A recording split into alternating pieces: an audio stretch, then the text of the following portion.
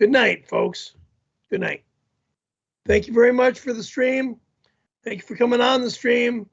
Look forward to seeing everybody the next time I'm on the stream.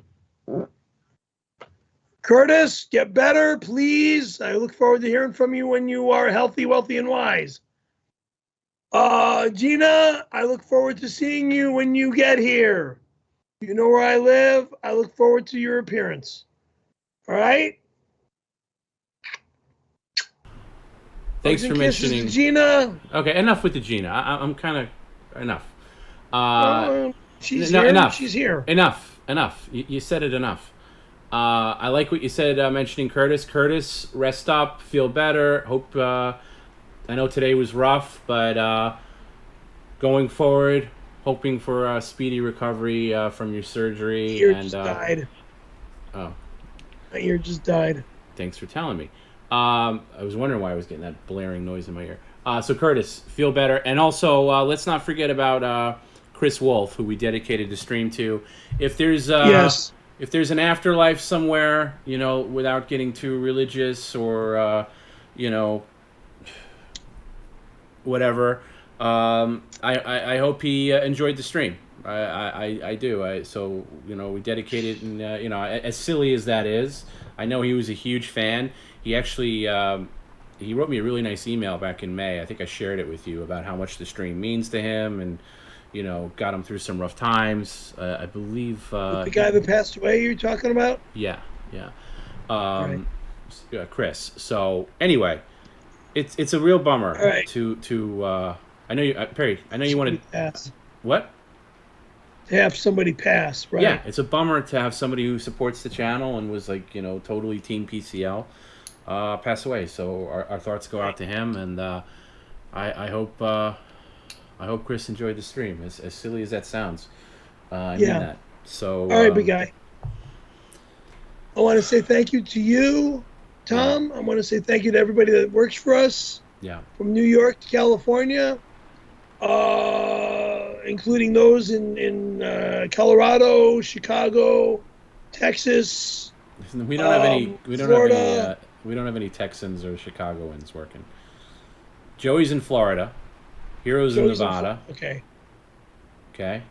Scott's in Colorado. Correct. Garrett's in your neck of the woods, California.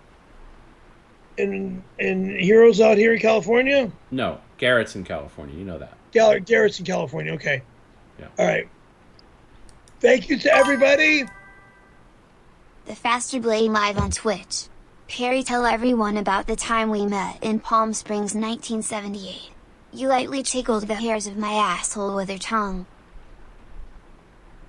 Are you out of your fucking lying mind, you lying motherfucker? I never met you in Palm Springs in 1978. I have no clue who the fuck you are. And I'm glad that this stream is over tonight. Okay? Good night, and I'll see you folks on the next stream. Which is when? Friday. Yeah, what time? 6 p.m. Correct. Pacific Mailbag time. Friday. We'll see you on Mailbag Friday. Thanks, Perry. By the way, I was very nervous tonight that I would lose power because it flickered a couple of times, but we lasted the entire stream. Good for you. Yeah, so we'll see. I have some minor flooding issues. If I was quiet during the stream, it's because I was dealing with some flooding issues and laying down towels and stuff. It was not fun. I heard that fucking hardcore rain coming through the speakers. It's still happening. That's some badass rain. It's still happening. I kind of missed that stuff in Chicago when I was a little kid. Yeah, I don't know if you missed this. This is a little rough. So I got to go deal with that. And everybody else, thanks for the great stream, and thanks to our new VIP, love you all. Curtis. Thank you all. Have a wonderful night, and Gina, get your ass over here, and I love you too. Thank you. Good night. That's a good question. Somebody asked if the tiki bar got blown away. I'm gonna have to check to see how it held up. I don't know. I'm scared to say probably if it didn't blow away, it was messed up pretty badly. It was already in rough shape, so no loss. All right. Good night, Let me Perry. dump all this garbage. Hold on. Sorry. These come in. Who would you rather have sex with out of Randy Callahan or Gina Carano wearing a 12-inch strap-on? Gina Carano forever. Thank you. Good night. Good night, Perry. Good night. I'm turning this off. All right, good job. I'll talk to you tomorrow. Talk to you tomorrow. I'm turning off the computer.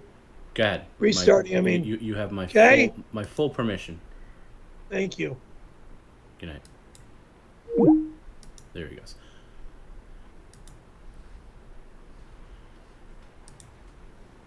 Thanks, guys. As always, thanks for the great stream. Thanks for all the contributions tonight. Thanks for all great media shares tonight. Really, really, really, really good stuff. There was a point. Let me just make sure. Hold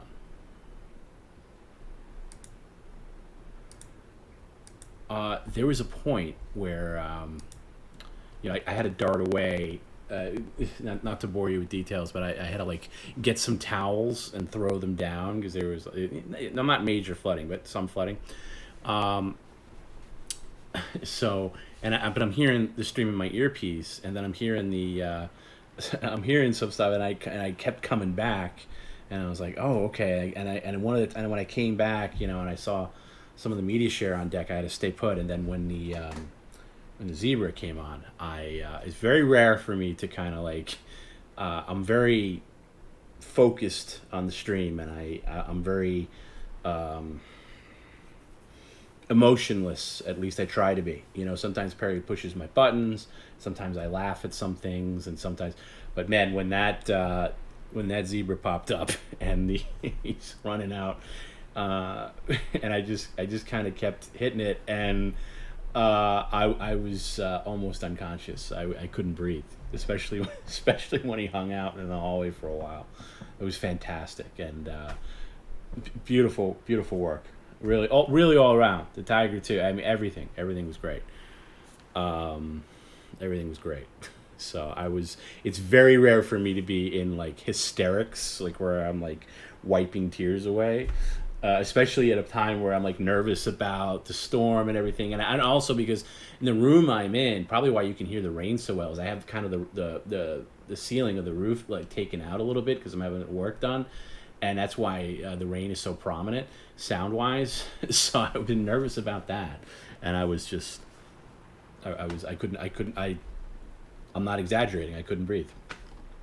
So that was good. That was great. It's great when PCL can do that for me because I'm normally, so removed from it, especially on Wednesdays, because there's a lot of moving parts, and coordinating with Joey on some video stuff, and it's a lot of moving parts. So, yeah, it was really good.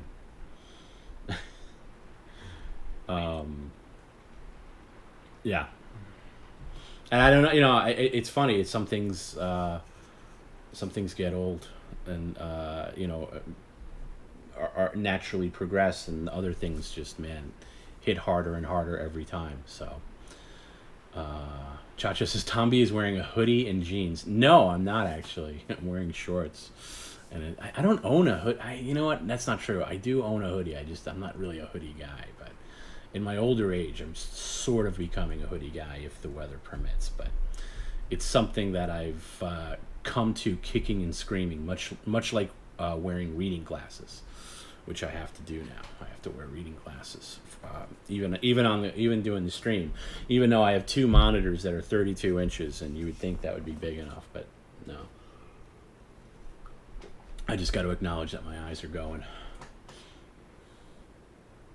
Yeah, Elbow75 says an uninterruptible power supply would be a good investment. And I was looking into those last week. Was it last Sunday? Not this past Sunday, the Sunday before. And there's battery ones and stuff, but they give you about an hour and change. What I really want is those Tesla batteries. Those are like like hundreds of thousands of dollars. Which obviously is out of the question. But yeah, some kind of solution. If I was looking on Amazon and stuff, I saw a couple of things, but a lot of them just buy you an hour, which I guess is enough. But yeah, I will look into that going forward because I don't want to live and die by the weather threats. And actually, since being in this house, I only lost power once during a storm at some point in July, and it was like it was a non-stream day, and it went out for like 5 hours. And yeah, Aloof one says, "Did I get the flooding warning on my phone?" Yeah, I got flood. Yeah, I got. I had myself muted for a couple of them, but yeah, my phone kept beeping a couple of times. Those emergency alert things, which I know come in handy, I guess sometimes, but they're so goddamn annoying. So yeah, it was a flash flood warning, and a tornado warning. There was a tornado, I guess, somewhere in Westchester, but there was a tornado warning. So it's supposed to rain all night and stuff. But I'm more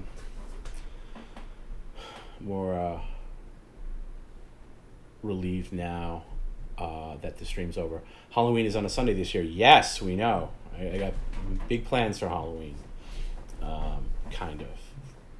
Or the germs of plans. I won't say it's completely thing. Happy Time Harry says, if the tiki bar is gone, you're probably better off. You won't have to remove it yourself. I know. Yeah. I mean, there's a couple of options. I either have to remove it or fix it myself, whatever. I don't know. I'm still going through that process. I did appreciate the tip comment tonight where somebody was blaming Perry for aiding the guy for the tiki scam.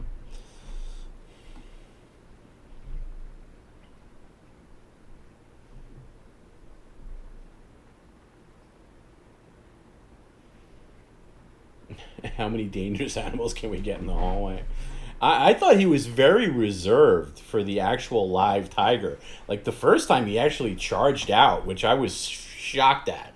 Because if I saw a tiger on my ring cam, I ain't going anywhere near that door. But he opened that door. The second time it was, or the third time, I forget, when it came a little later, he was a little more reserved and cautious, thankfully. And he didn't, he looked through his peephole first.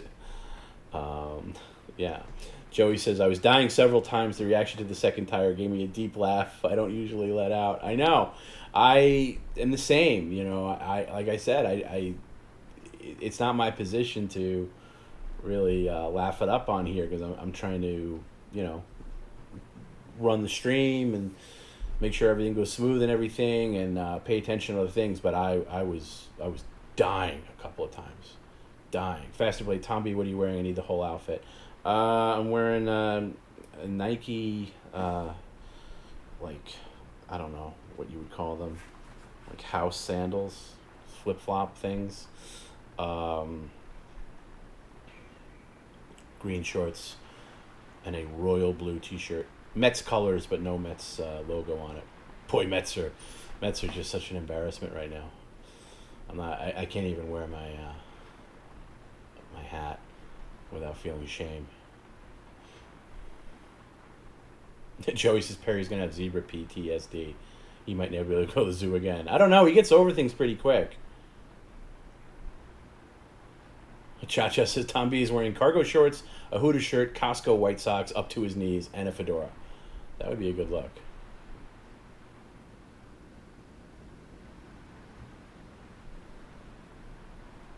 Oh, and I also like the who always really creeped me out.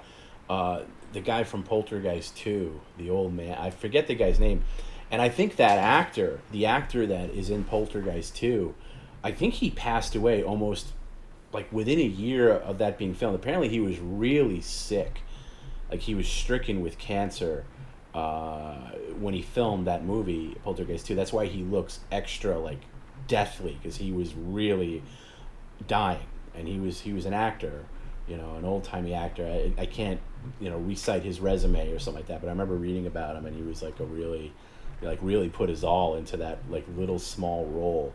But man, I did. That's the other thing I like too. I like that Perry picked up that was Moe and Drip. I thought that was funny. That was good. Let's go shopping at Mitchell's in Huntington. What's Mitchell's in Huntington, John? Oh, you know what I need? I need I was thinking about this as I'm laying down towels because of the water coming in, and it's not crazy bad, but it's I was thinking, holy shit, I need a shop vac. And then I was thinking of all the times I would ridicule Perry for having a shop vac, and I was like, I need a goddamn shop vac. Right now. This is the time I need one. Right now. Tonight. Can we legally reenact a Charlie Brown Christmas at Perry's house? I'll drive up there. Maybe.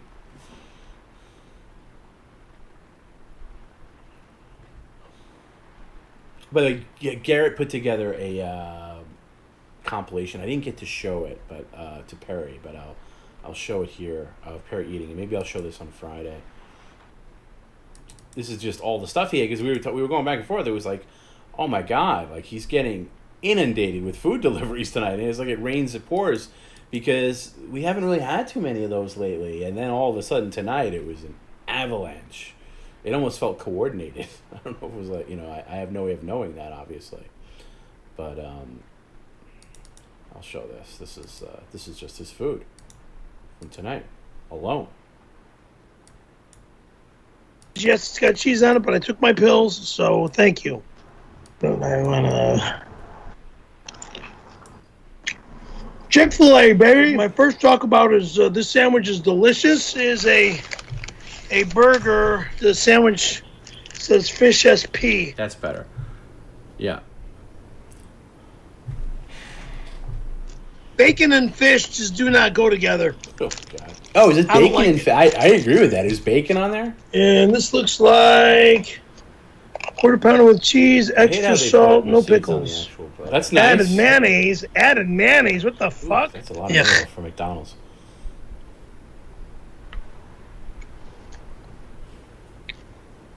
Yeah. Yeah, it looked gross. Yeah. That's how. That's basically what they did. Is they converted McDonald's into Burger King. From 7-Eleven. All right, you can take one. You can take one bite. Oh, that looks just so one bad. bite To respect the queue. One bite. So that's it. Don't ask me to do that again. Oh. God. Oh. Ugh. Is that as bad as it looks? It's cold. Yeah, it's as bad as it looks. Another plain hot dog. Yeah. That's not. That's a sausage. You gotta take one bite of that. That's a sausage. It's different. Oh my god! I don't know where you heard that. Is that any better? Disgusting. You got cheese stick. That's different. Take a bite. Sorry about the different roll. Yeah. How is it? It's a hot stick. Take one bite, please. One bite to satisfy the queue. And that's it.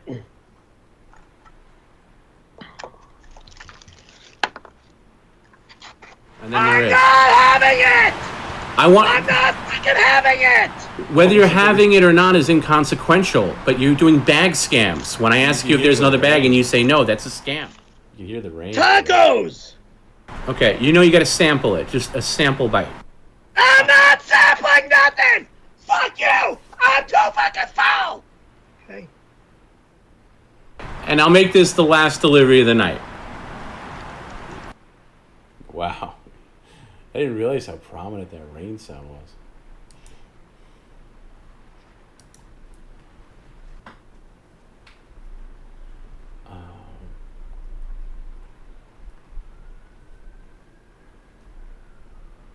Ooh, lights just flickered again. Might be interesting. Let's see.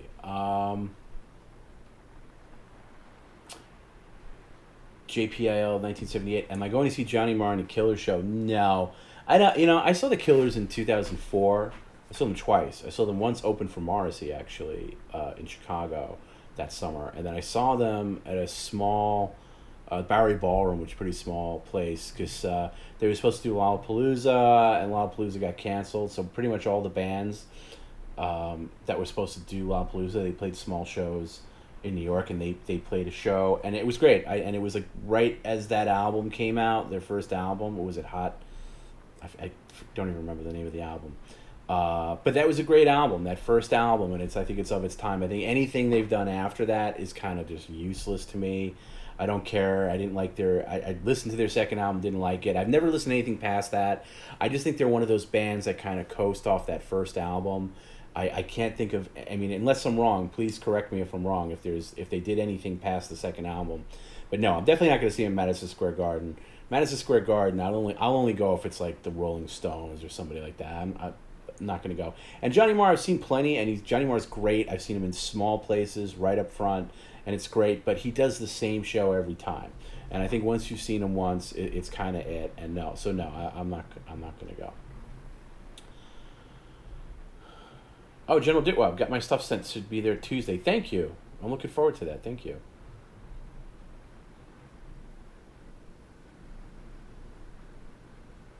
Yeah, here at Poltergeist 2, everybody in the movie died right after it came out. That's kind of true.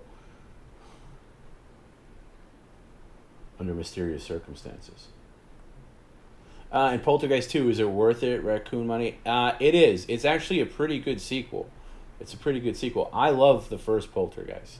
But it's 2 is fine. 3 is not that good. 3 is pretty bad. It's got its moments, though. But yeah, 2 is worth watching. It's another one of those movies in the 80s, too, where the original movie's rated R and the sequel's rated PG-13, so it feels like a watered-down version. But it's still good. Danger Kenny says Johnny Marr is my favorite guitarist. Yeah, of course. Is my favorite guitarist as well. But, I mean, let's face it, the guy can't sing. I'm not a huge fan of his solo stuff just because, you know, I just don't think he's got the chops vocally, but he's an amazingly talented guitarist.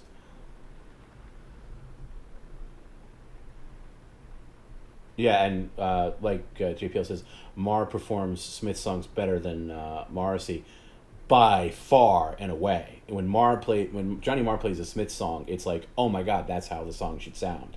And, you know, Morrissey's band, you know, and I've got personal bias there, but it's a little too slow and waltzy. You know, Morrissey's playing Vegas right now, and I as a Morrissey fan, I could not be more disappointed in his set list, just what I've seen. And even like I watched most of the show on YouTube from the first night he did, which is Saturday. It just seemed very lackluster, mailed in. It was a bummer. Yeah, it just did, and yeah, really lifeless, to be honest with you. Have I heard of King Ass Ripper? No, I have not. No. Sister Fitter says, I love the 7-Eleven roller hot dogs. I hope that's a joke. I had it once, like years and years ago, as a desperation order. There was nothing else open and I was starving, and boy, did I regret it. It was horrible. Horrible. Yeah, I didn't realize how audible that rain was. Ooh. It's a little better now. But I gotta take care of a couple of things, so I gotta wrap it up. Yeah, it's a good call, Elman. Those surges can hurt your equipment. You might want to unplug them for the night. That's exactly what I'm going to do. I'm actually going to shut down. Mumble says Killers stink without their other main songwriter. I don't even know if there's any band changes since the first album.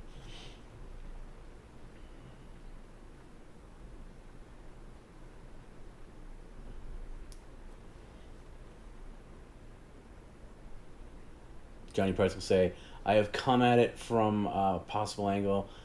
I am able, but you know who sucks? The band Kiss. I'm not a Kiss fan, but I'm not a Kiss hater either.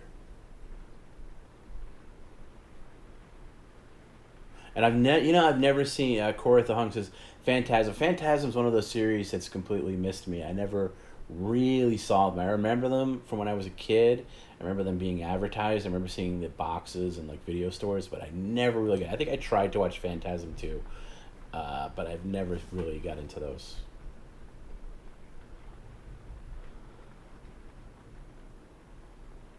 And Poltergeist 3, the only thing I remember really, it was like Tom Skerritt and the woman from RoboCop. I can't think of her name.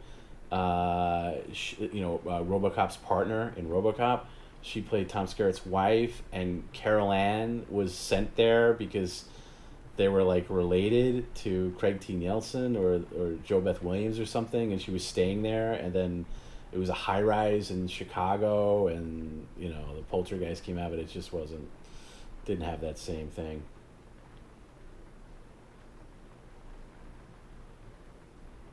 Yeah, you're preaching to the already converted, JP. that Jesse Tobias sucks. I can't stand him. And I've met him many times, to be honest with you, and he's a nice enough guy to me, but I don't like him in the band. I don't like him at all. I don't like his songwriting. I don't like his playing. And the fact that Alan White, and this is going to appeal to like two people in the chat, Alan White is back on stage, but not Boz Borer, like together. I'm sorry, you're bringing the wrong people back. Bring back Stephen Street, and obviously without Johnny Marr, but yeah, it just feels hollow to me and weird right now. Morrissey's the best 12-minute concert you'll ever see. I think I've been to a couple of 12-minute Morrissey concerts. That's the other thing too. He's playing Vegas, and I think if you're doing a residency, you really got to whip out your hits, or not even hits, but like your crowd pleasers, and play for a minimum of 2 hours. Because the ticket prices he was charging, I was looking it up. Front row was like $2,500, which was insane, and they were not snatched up, and I think they've plummeted in price now. He's got 3 shows left, and they're like half sold. And if you're a fan, you look at his set list. He's not, he's doing a couple of songs, but most of it's just lackluster, like shit from his past few albums, which I personally think stink. So I mean, I'm not regretting missing those shows whatsoever. It's just yeah, and JP says it right. That he's basically got nowhere since Alan left. I think he desperately misses Alan's songwriting, because I think Alan's songwriting, there was a competitive nature between his songwriting versus Boz's songwriting when they were the two main contributors, and he doesn't have that with Tobias, or the organ grinder keyboardist he has is even worse as a songwriter. Just can't believe it. Garrett says, if I could play any instrument, what band would I join without becoming the lead singer? That's a great question. I always wanted to play the bass. I like the rhythm of the bass. As far as band, without becoming a singer, I don't know. I'd have to think about that. It's Perry. I don't want to give a Perry answer, but it's not coming to me off the top of my head. Somebody like Sonic Youth, that had like notoriety and popularity, but wasn't like, not playing stadiums or anything like that. A band like that. Good alternative like rock, cred, but not mainstream.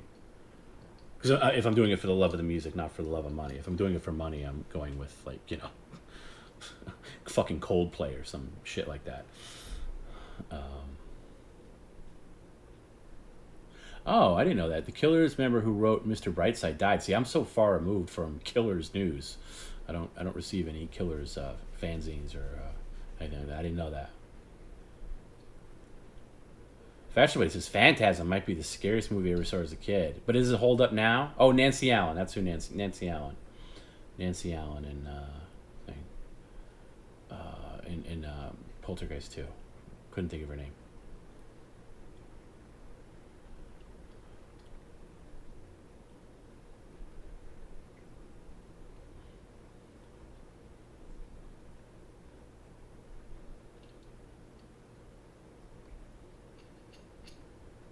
Trying to think. Somebody, yeah, and I think that weird woman is in Poltergeist 3 too. The small one that has the weird voice. I can't think of her name. Pavement. I like Pavement. See, like the other series I had never seen horror-wise is Hellraiser. I've seen I think I saw Hellraiser 2 and 3. I never saw the first one. I never saw any of there seems like there's a ton of sequels that just went direct to video. It's another series that I just never really got into. But maybe I should. I don't know. I feel like those kind of movies are the movies I can watch like now, where I don't want to watch anything that's going to make me think too much. So that's why I'll watch an old school horror movie or something like that, because I could just check my brain, and look at my phone or do other things, or answer emails and stuff like that, kind of do some work. What was that? No, what was that woman's name? The one I can't think of her fucking name. I don't know if it's notable. The woman that's in the first Poltergeist, that's like the medium. I can't think. Hellraiser 1 is the only worthwhile one. Okay. Is there 9? Is there 9 Hellraiser? I didn't. See, I can't get into that.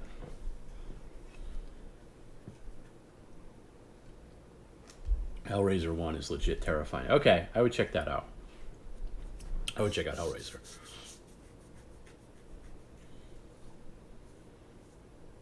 Phantasm is very weird and you want to pay attention. I remember, for some reason, I remember Phantasm being reviewed on Siskel and Ebert, and they just absolutely hated it. But they hated all those kind of movies. They hated all those, like, slasher, horror movies. It just wasn't their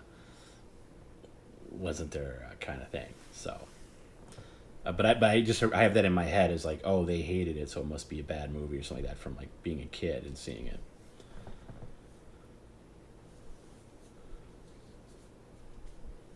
Yeah, I agree with Johnny Pretzel. Says Clive Barker had his legit own thing going, but movies never really came together. Yeah, I agree with that. Because I've seen a couple of his things, and he's just not quite on that level as like a Wes Craven or something like that. He's just not there. Linda Hunt, that sounds right.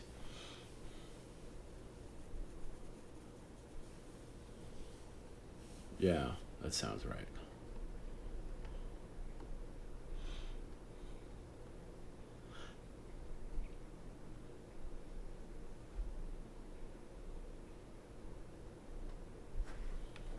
Freddy's Dead was legit. I don't like Freddy's Dead. I think Freddy's Dead's terrible. Too common. That's the problem with all the Nightmare on Elm Street movies. There's a couple. I think we talked about it at one point. They're good, but they just got too comical. Like Freddy's Dead is almost like a comedy. And the more comical they got, and the more free reign they gave to Freddy Krueger as being like, jokey with, he just wasn't scary. You're more looking forward to him because of like the pranks he would play or something like that, or the elaborate things he would do. But in the first movie, especially going into the first movie fresh without having seen any sequels, first movie's terrifying. First Nightmare on Elm Street is terrifying, and Freddy is terrifying in it. Two is weird and has its value, I guess, and then 3 is pretty good, but that's where it starts getting a little too funny, I should say, and then after that it was just all over. I forgot about Ghoulies. Yeah, Ghoulies was like a Gremlins ripoff. I'll tell you what I really like, and I'd like to see again. I haven't seen it in years. Is Critters. Critters 1 and 2. If you haven't seen Critters, Critters is like a pretty hardcore, like rated R Gremlins in a way. It's like, except they come from outer space. Very very solid. So at least I don't know if there's any more than 2, but Critters 1 and 2 is solid. I like Critters.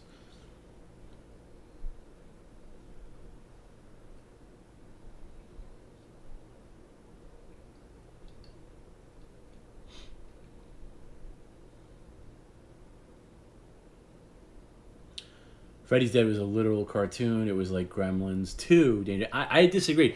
Gremlins 2 is a solid film, even though it's like satirical on the predecessor. But Gremlins 2 is great. It's written well. It's well cast. It's got a good story.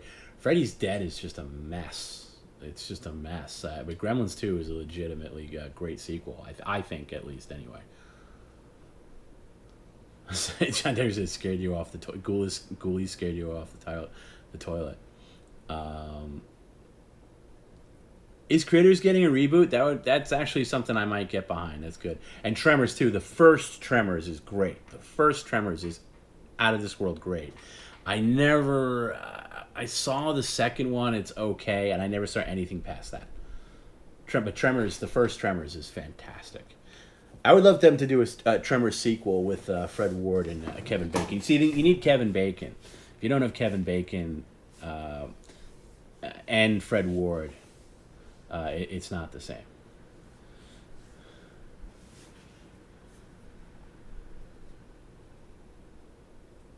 But Tremors is solid.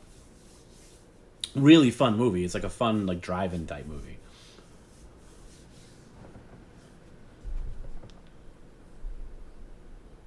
Yeah, I agree with Johnny Pretzels. Elm Street 1 is horrific, and it is, especially if you get to show it to somebody you've never seen, who's never seen it.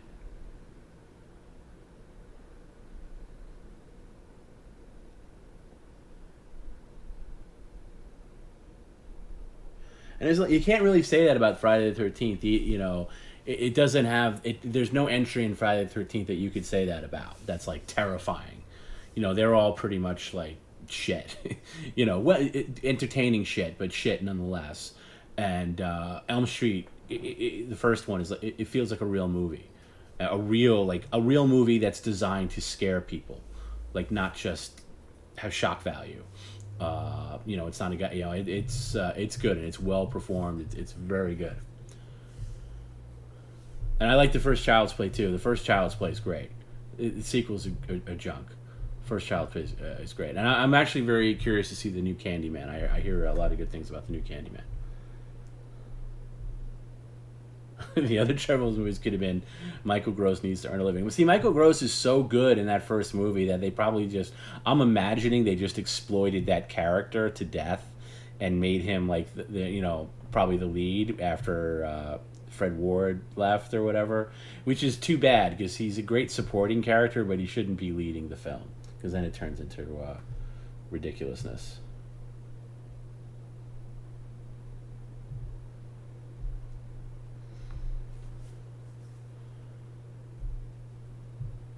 Yeah, I understand what you're saying, Johnny Pretzel. About not liking Friday the 13th because slashers in general. It's a definite genre that you either. I think I grew up with it, and they always felt so taboo to me as a kid that when I finally got to see them, it's you know it felt like I was getting away with something because my mom was very strict about watching rated R movies. So I had to like sneak off to a friend's house to watch them or something like that. So whenever I got to see a movie like that, like a slasher, I felt like I was getting away with something, which gave me some kind of reward zone in my brain. And I still have that even as an adult. When I'm watching Friday the 13th Part 3 or something like that, I still go back to when I was a kid. I still feel like I'm watching something that I shouldn't be allowed to watch. I can't explain it, but there's something about watching a hard R movie, particularly of the horror genre, where I watch it as an adult and I am like, man, I shouldn't be watching. I'm like looking over I shouldn't be watching this. This is, you know, I'm gonna get in trouble or something like that. Like I can't believe I'm actually watching this uncut without commercials or anything. So it's a weird thing, but I enjoy them for what they are, and I like the Halloween series. I like the first Halloween. I really like the second Halloween. And the third, it doesn't have anything to do with the main series. Third, I think is both underrated and overrated at the same time. And I really like the fourth one. I think the fourth one's very atmospheric and very good. And I think they went off the rails after that. But I enjoy them for what they are. I enjoy them for what they are. And I know what they are. I don't rank them along the same as. Thing. Garrett says, my thoughts on The Longest Yard. The original with Burt Reynolds. I remember loving it. I remember loving it when I first saw it as like a teenager. I don't think I've seen it in a good 20 plus years. I'd have to see it again to really form an opinion on it. But what do you mean your opinion changed? Like for the worse or for the better? And I never saw the Adam Sandler one. I never saw it. I hope that's not the one you're talking about. Yeah, and Barely Lutes Original Alien. Original Alien is pretty much, it's a slasher movie, really, in space. It's the same template, but it's great. It's atmospheric, and Aliens, the sequel, is a very different kind of movie. It doesn't have that same horror vibe, but I love it. I think both are fantastic. Three not so much, and the fourth one's dreadful. Oh, I remember that. Yeah, John Deber. Remember the Blob remake? I do remember that, like '86. I think that came out in '86, and I think I saw it on HBO.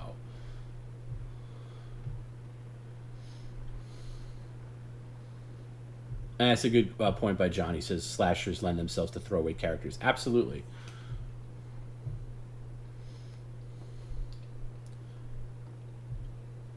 The thing.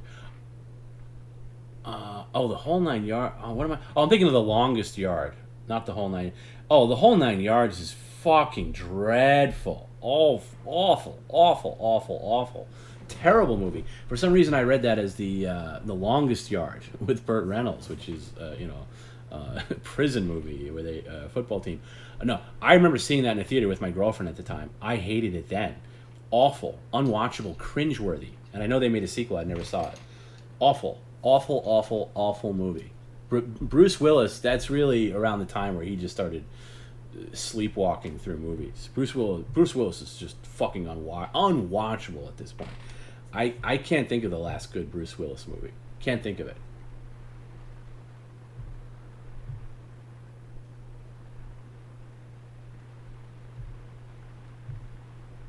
No, of course it doesn't hold up. Of course it couldn't hold up. When did that come out? Like 20 years ago? Oh my god, it's so bad. It's so bad. And it's got that Matthew Perry idiot in it, and he's just. I hate stunt casting too in movies. I hate casting in movies where at the time the movie came out there was some stupid TV show where there was one actor that was popular, but they never really did anything else. And I think it ruins movies. I hate seeing those people pop up in movies. Can't stand it. But that's a fucking awful movie. Awful, awful, awful movie. I wanted to walk out, and my girlfriend wanted to sit through it. I remember that. It's one of the reasons why we broke up. Actually, I thought she had such terrible taste in comedy and movies and TV shows, and I couldn't put up with it anymore. Like, she loved Friends to the point where if we were on vacation somewhere, like, which happened every now and then, she had to watch Friends. I was like, this is obviously before like on demand and stuff, and I was like, what are you fucking kidding me? This show's fucking horrible. And she would get mad at me. Fuck. The whole I don't even remember what the movie's about. Isn't Bruce Willis? Isn't he like a hitman or something like that in it? And Matthew Perry. I don't even remember the plot of it. I just remember absolutely hating it to a level I can't even get into.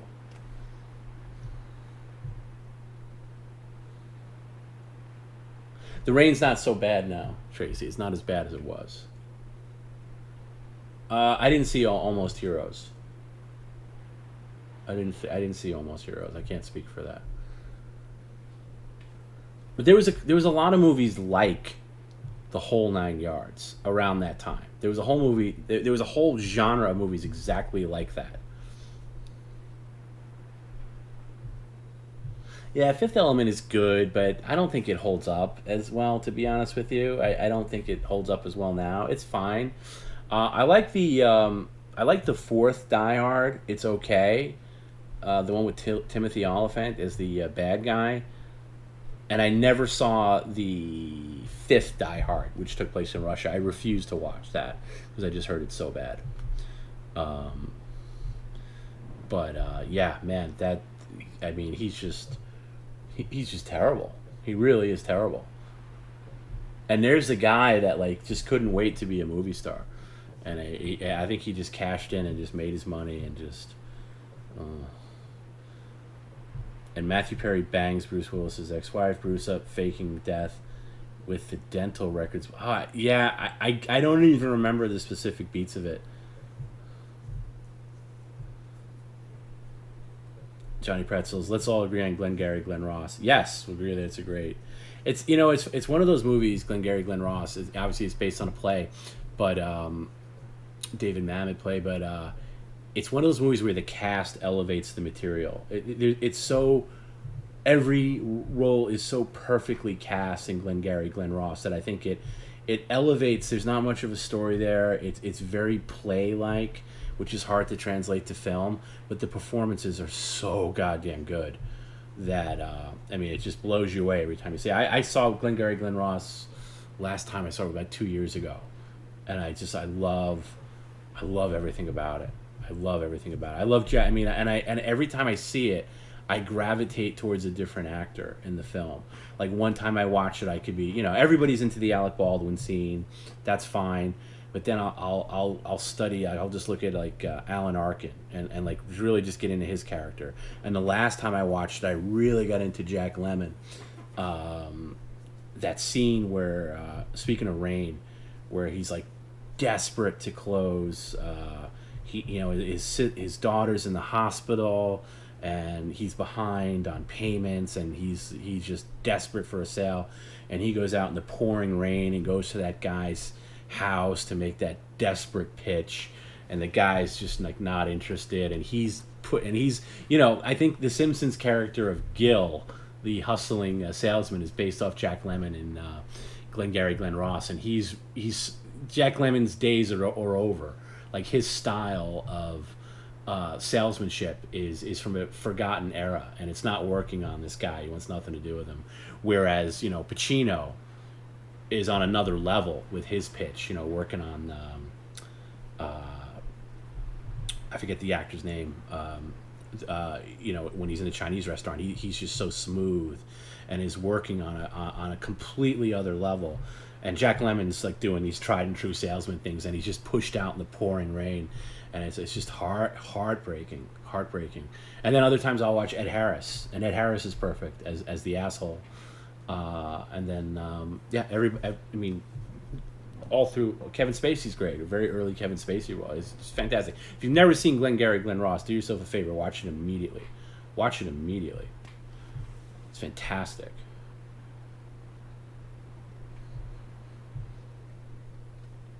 Garrett says, "Oh, love Jack Lemmon. Grew up in Grumpy Old Men, especially my dad is from Minnesota." Yeah, I like the Grumpy Old Men series. It's good. I mean, treat yourself. Obviously, The Odd Couple was great with Walter Matthau. Although I will say, Tony Randall's a better Felix than Jack Lemmon. It's one of those rare instances where the TV series is actually better than the movie/play.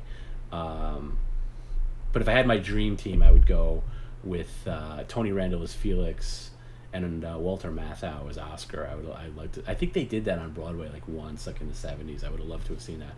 But yeah, The Apartment, The Fortune Cookie, so many great Jack Lemmon movies. He's perfect in everything.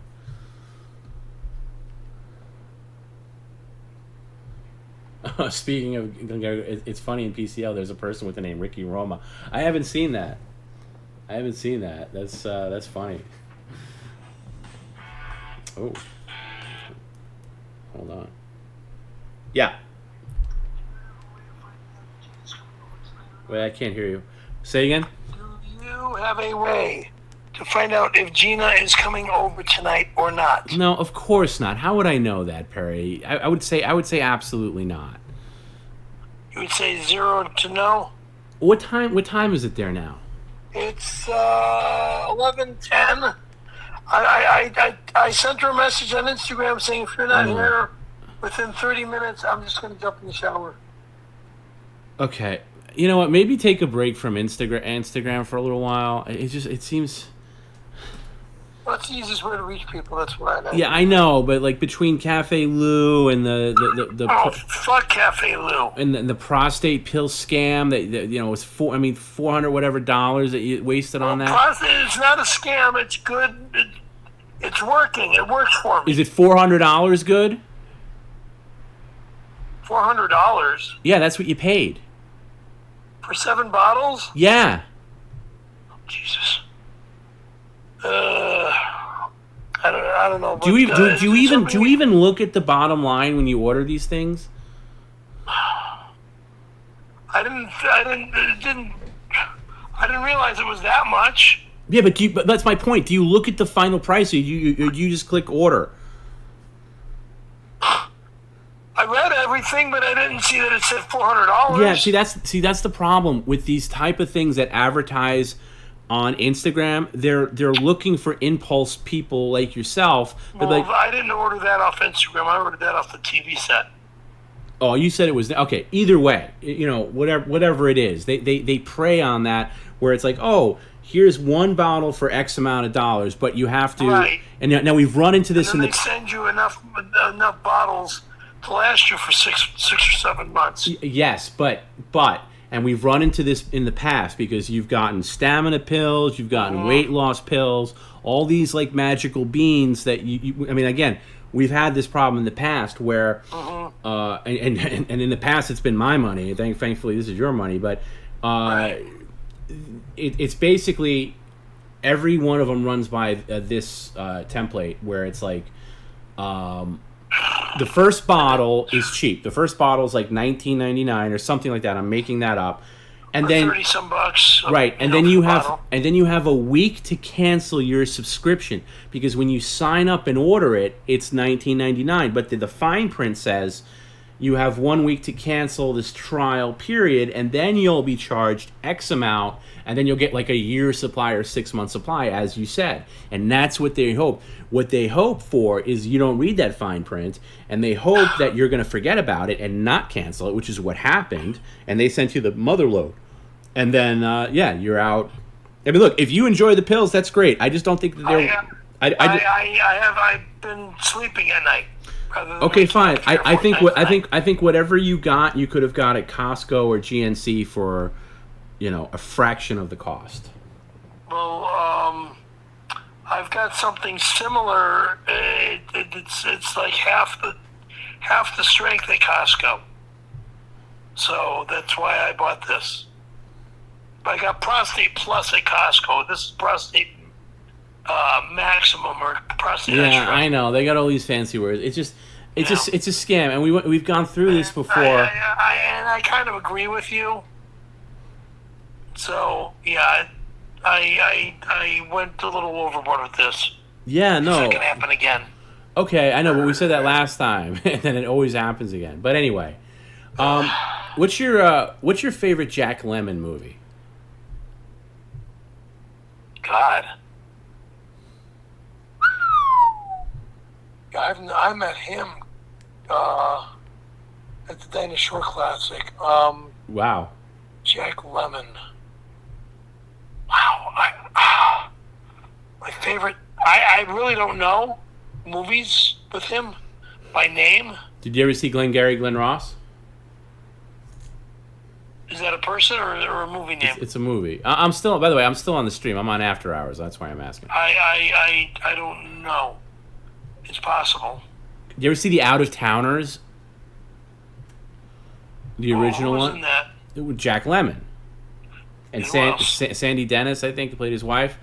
But that's it's like he that's one where he's like in they're from Ohio, and he has this he's in New York, but it's like everything goes wrong. It's a great movie. I remember him in something with Ernest Borgnine, a little comedy. Comedy with Ernest Borgnine? That's not ringing a bell. Was it Ernest Borgnine or? I don't remember. I don't have any movies that I can think of with Jack Lemmon.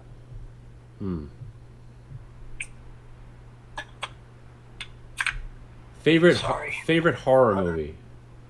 Favorite horror movie? Horror. A movie that scares you. Friday the 13th series? The whole series? Yeah, I think so. Or Amityville Horror. Okay. Amityville Horror was a scary one for me. Yeah, when I was younger. The very first one, that was a pretty scary movie to me. Garrett says Out to Sea. I got to disagree. Out to Sea was kind of after. It was all right, but it's going for that. It was a little too. I don't know about Out to Sea. It's okay. It's okay. It's not Grumpier Old Man. Out to Sea? Yeah, it's like they did it after Grumpier Old Man, and then they did an Odd Couple, a sequel Odd Couple movie, Jack Lemmon and.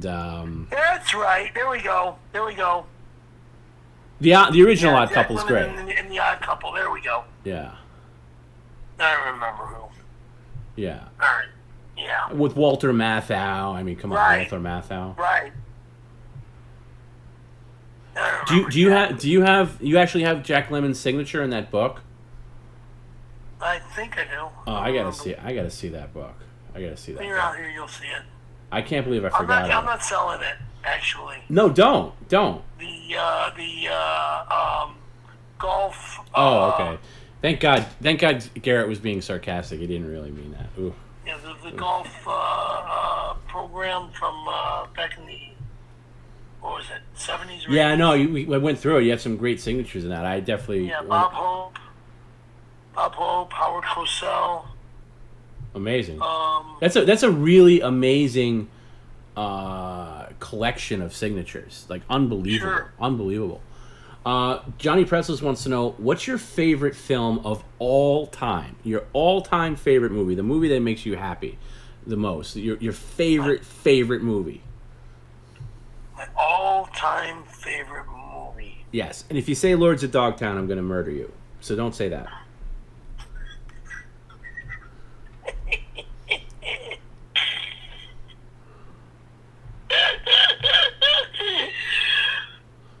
All right, Lords of Dogtown. No, give me a real movie. I need a real answer. Oh shit.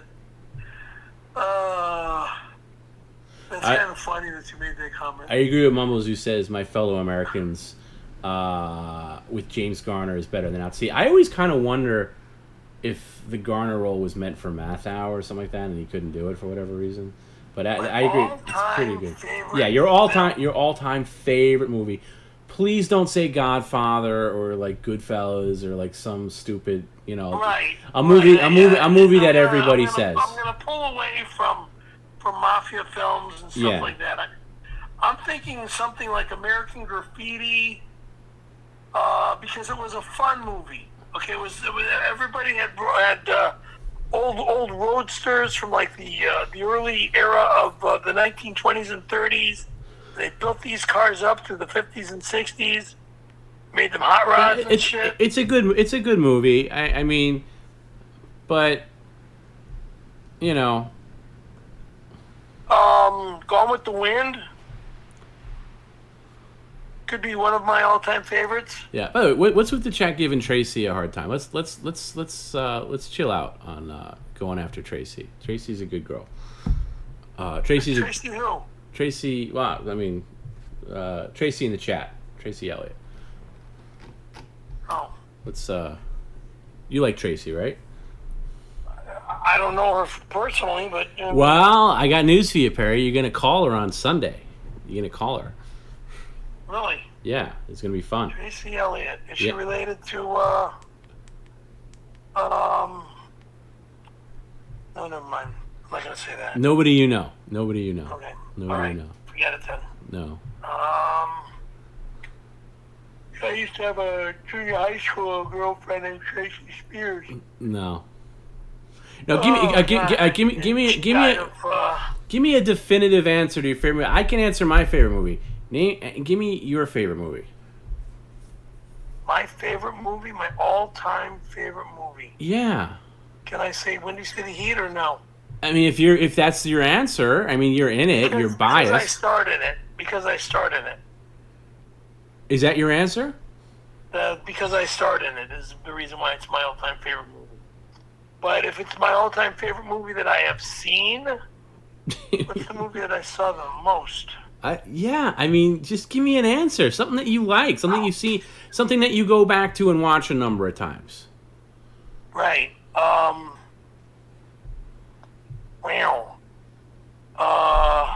I don't watch movies much anymore. That's not true. You see plenty of movies. Yeah.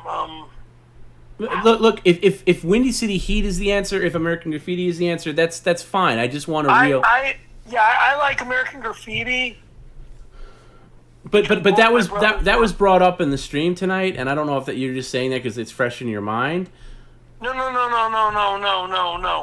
I've been thinking about that movie for quite some time. Okay. I'm thinking about the race cars in that movie for quite some time. Fast and the Furious. Oh, come on. There we go. That series. That film series. That's your favorite?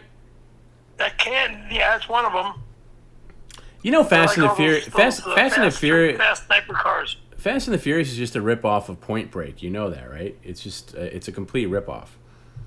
Why would you call it a ripoff of Point Break? Because both movies are about criminals, like robbers, heisters, whatever you want to call them. And in one movie, they're surfers. And an FBI guy, like a young, handsome FBI guy, has to infiltrate them and pretend to be one of them. And then there's a whole, That's Point Break. Yeah, but it's also Fast and the Furious. It's the exact same movie except with cars. Where what's the guy's name who died? It's two different movies altogether. No, it's the same Point movie. Break is surfing. Fast and Furious is street racing. But it's the same plot. It's the same. I mean, it's same type of plot. It's just, I mean, it's plagiarism it's not as far as same, I'm concerned. No, I disagree. It has all the same beats. Okay. That's just my opinion. Although, Okay. I mean, some of those movies are entertaining. I haven't seen all of them. Paul Walker, was that the guy's name? Paul Walker, the one that passed? Yeah. Yeah, Paul Walker is basically Keanu Reeves in that first movie. But anyway. Yeah, it's sad about hearing about Paul Walker's death. You're not over it yet? It's been a while. Well, I just said it's sad hearing about his death. Yeah, but you heard about it like 7 years ago, right? Yeah, of course. Of course. It's not about hearing about anybody's death. Anyway, okay, so Fast and the Furious, there's I like that film series. There's some movie that you like. What about that Limitless movie? You like that too, right? Yeah, Limitless is another real good movie. Because Limitless was what introduced me to Bulletproof Coffee. Right. Because the movie's based on the true life story of Dave Asprey. Right, I've never seen it. Yeah. By the way, what was that movie? What was that movie that came up tonight? Was it with Josh Brolin, that skateboarding movie that you were in? Yeah, I was not in the film. Somebody just put my name in the credits. It sure as hell looked like you. Was not me at all. Are you sure? Put my name in the credits. Are you sure you didn't do it for like a day and like forgot about it? I know exactly what I'm talking about. Didn't look like me at all. Hey, did you ever see the American Graffiti sequel, More American Graffiti? Did you ever see that? I never saw American Graffiti. It's called More American Graffiti. It's nowhere near as good. Nowhere near as good. That's why I didn't see it. More American Graffiti. Yeah, it's kind of, I don't even know who directed that. It had like a Right, if I jump in the shower. Am I boring you? You're not boring me. I guess Gina's not going to show up, is she? No, She's Perry. not showing up. No. Pissing me off. See, that's what will happen on my wedding night. She won't show up. I think you need an Instagram sabbatical. What do you mean by a sabbatical? I mean, like some time away, just to clear things out. I just need to. If she's going to be for real, I want her for real. I don't want bullshit. Okay.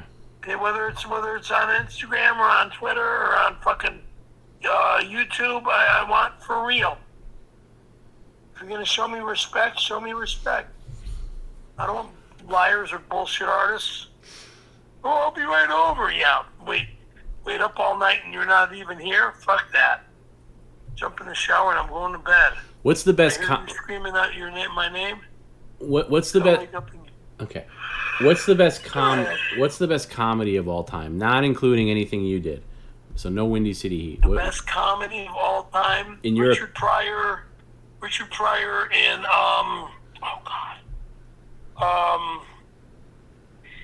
his Critical Condition? Not Critical Condition? I'm thinking Sunset Strip and the other stand-up comedy. No stand-up movies. Not allowed. No stand-up movies. Okay. Don't count. Okay, then which one? I said Critical Condition, but I was being facetious. There's that one, as well as the one with Richard Pryor and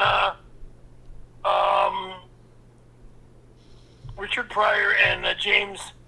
Not James. What am I thinking? Pryor and the movie where they got thrown in prison. Oh, Stir Crazy? Thank you. Yeah, that's good. That was a real good movie. I don't know if I'd say the best. Mumbles says Brewster's Millions. I know that you're probably saying that sarcastically. Brewster's Billions was another good one. I like Brewster's Millions quite a bit. I know a lot of people didn't like it. I liked it a lot. I love that movie. That was another good movie. Okay, she's got 3 minutes. Who's got 3 minutes? You know who's got 3 minutes. Oh, I don't know. She's got 3 minutes, and then I'm in the shower. What have you been doing all this time since we got off the stream if you're just taking a shower now? I've been dumping trash. Okay. Dumping garbage. Soon I'm going to be dumping pictures in the trash. No, you're not. You want to go... No, don't bullshit me, bitch. I'm going to throw those fucking pictures out if they're not sold. No, you're not. They are going to be sold, and no, you're not. And it's 4 weeks. Hey, you want to go? You want to do me a favor? Can you go out on the ring cam? Ring cam it is. Yeah, let's finish this conversation outside. Okay, I got 100% on the phone. Hold on. Excuse me for belching in your ear. I might have to turn you off the phone actually, because it'll echo.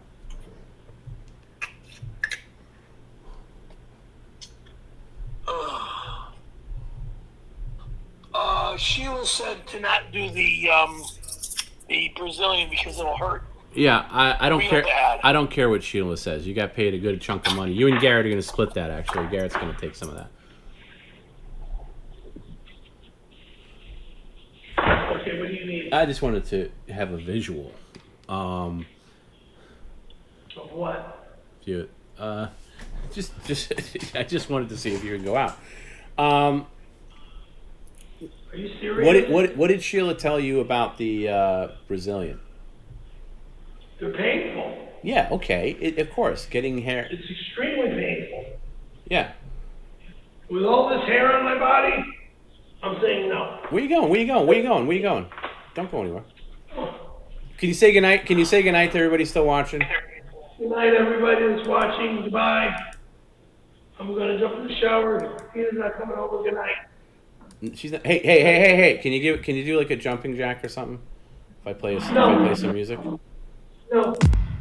How about just a little bit? No. All right, shower. All right, I won't keep you any longer. You won't keep me on the phone any longer, please? Well, you're the one who called me. Well, I called you because I had a question to ask you. Okay, and I had some questions to ask you. I still have some questions to ask you. What's your favorite? You'll keep me on the phone till 4 o'clock in the morning, California time. What's your favorite black and white movie? Your favorite movie that's in black and white? God. Favorite black and white movie? I don't remember the names of.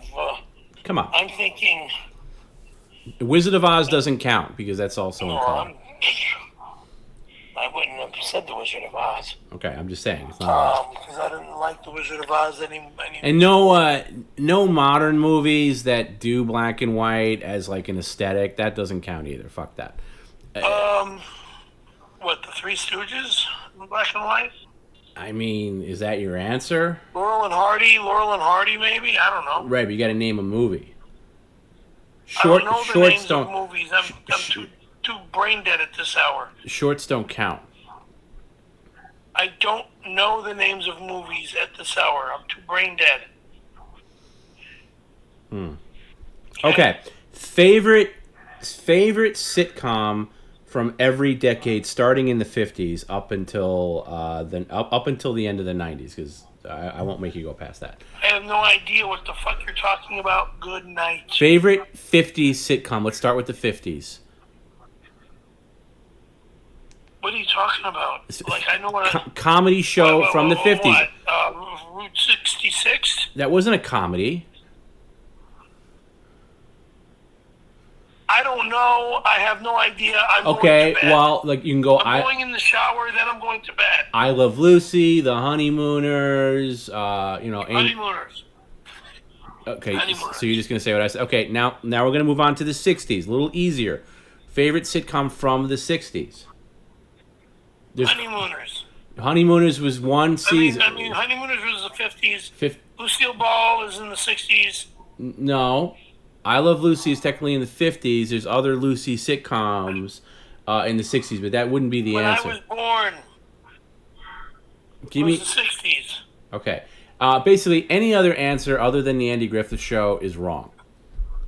Andy Griffith, you never liked that show. What? Are you out of your mind? I'm teasing.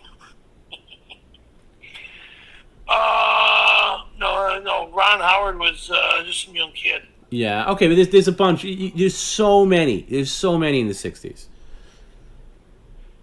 Oh God.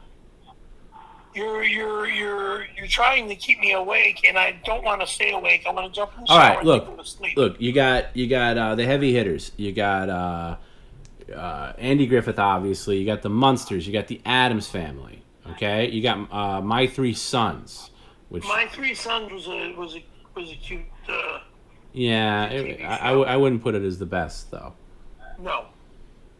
My Favorite Martian, Car 54, Gilligan's Island.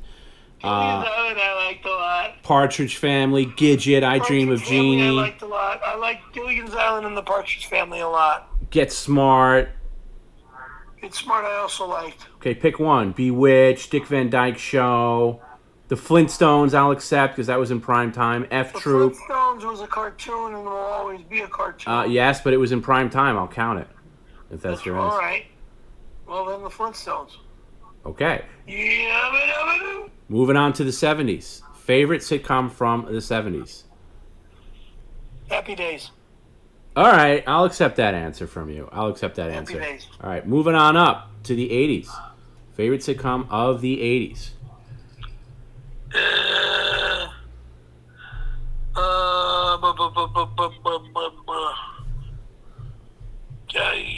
Give me a couple names or a few names. Different Strokes, The Facts of Life, Family Ties, Benson, Growing Pains, My Two Dads, Mama's Family. Different Strokes was a good show. Silver Spoons, Night Court, Mork and Mindy, Punky Brewster. Mork and Mindy. Mork and Mindy, really? Really? Mork and Mindy, Ooh. yes. Robin Williams was one hell of a funny guy. One hell of a funny guy, and it's sad that he's no longer with us. All right, last decade. Talking the 90s? The 90s. Give me the 90s. Best 90s sitcom. The entire decade. Yeah, Zoots. Any hints? Boy, let's see. There was Rock on Fox. Home Improvement, Wings, The Fresh Prince of Bel-Air. Not a good decade for sitcoms. The Nanny, Seinfeld, Third Rock from the Sun.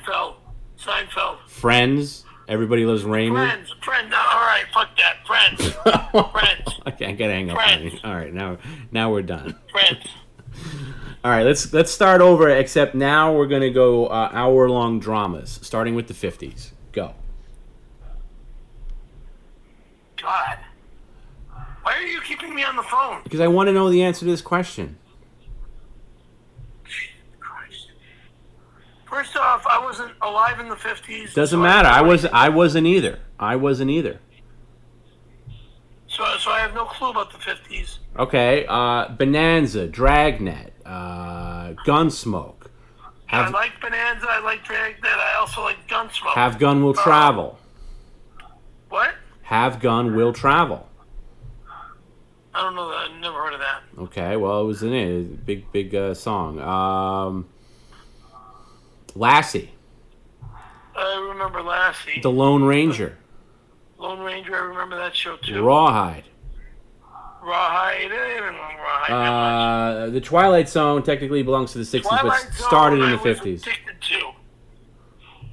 Back when I first got out of the hospital for my near-death All right, accident. I'm going to need an answer on this. Twilight Zone. All right. Moving on up to the 60s. That show was from the 60s. It started in 59, so I'm going to include it in the 50s. Okay.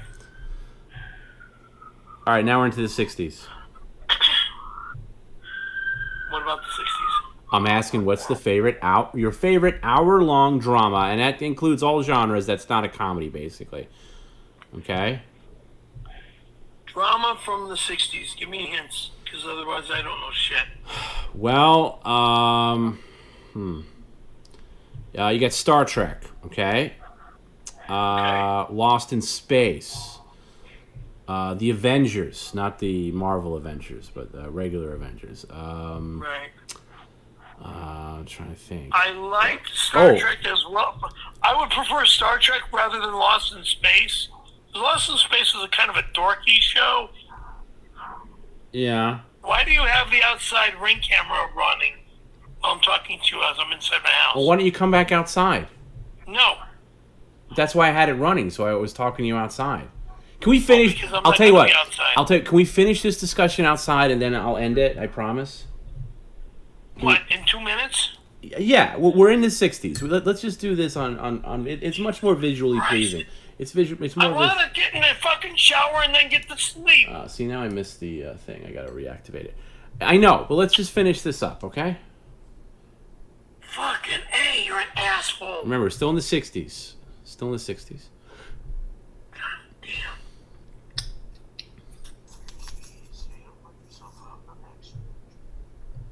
Still in the 60s. What about the 60s? Well, come outside. We'll finish it outside.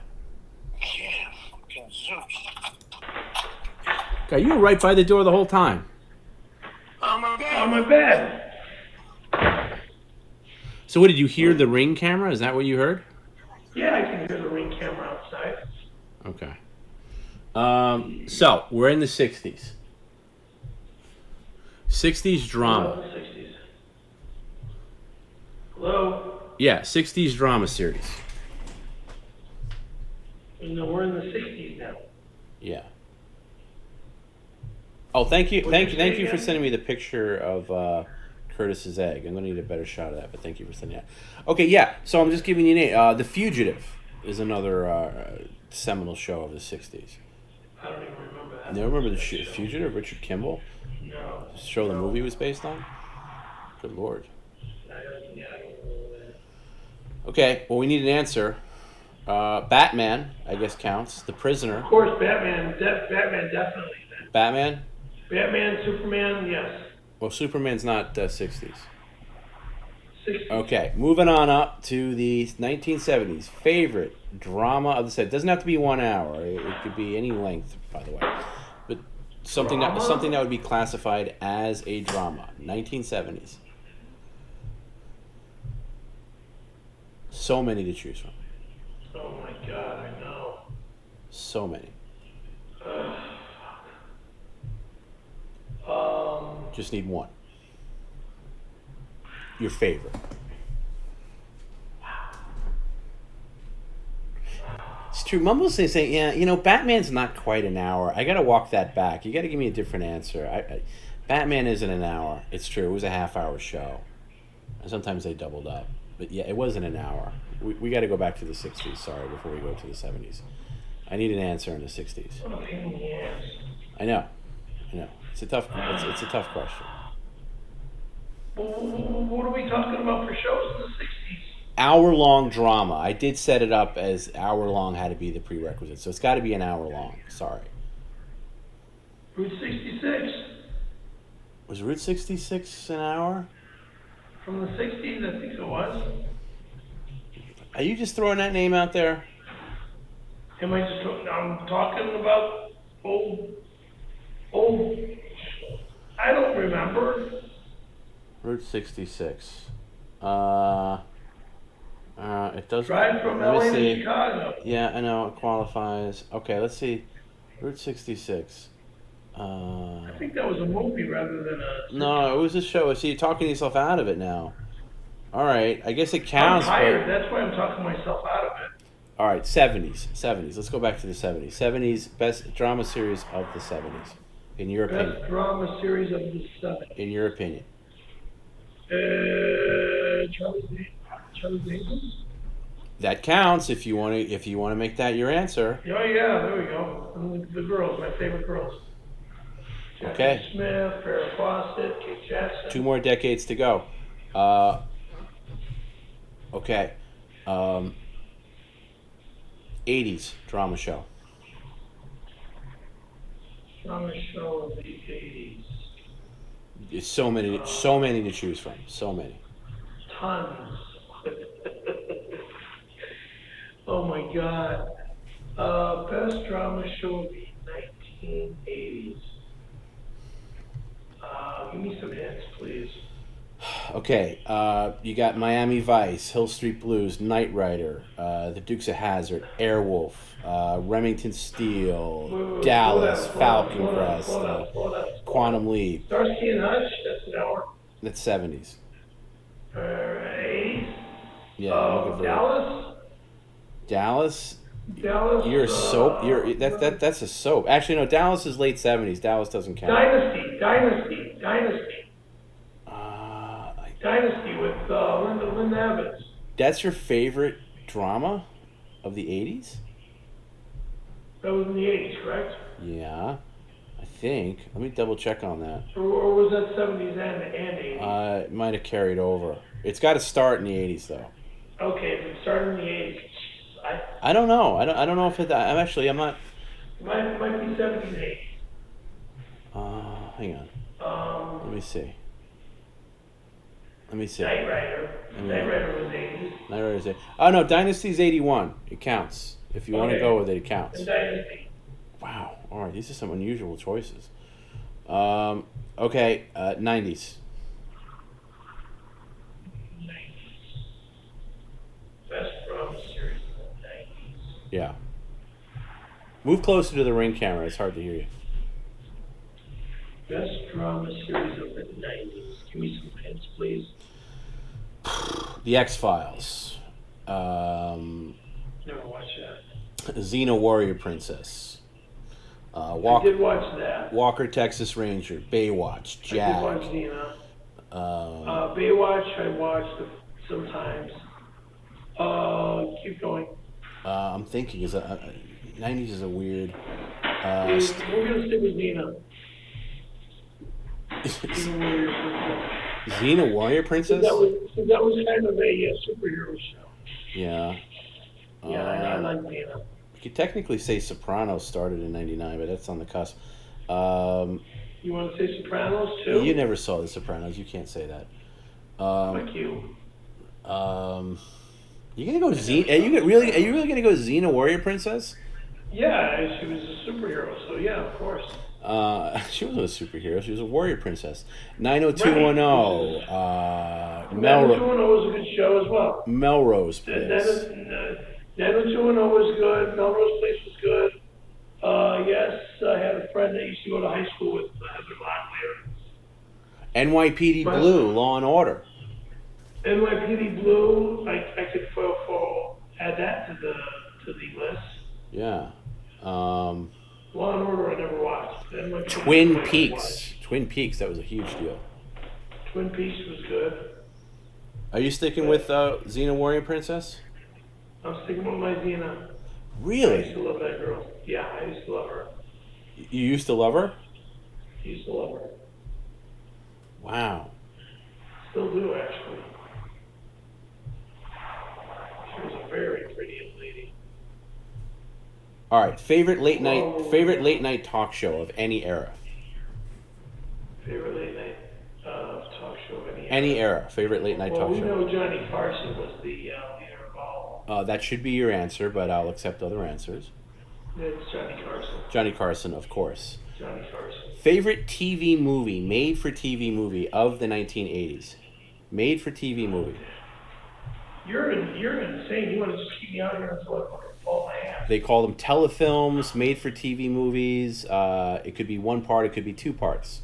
How many hours are you going to keep me out here? Well, you got to answer the question. Favorite TV movie of the 1980s.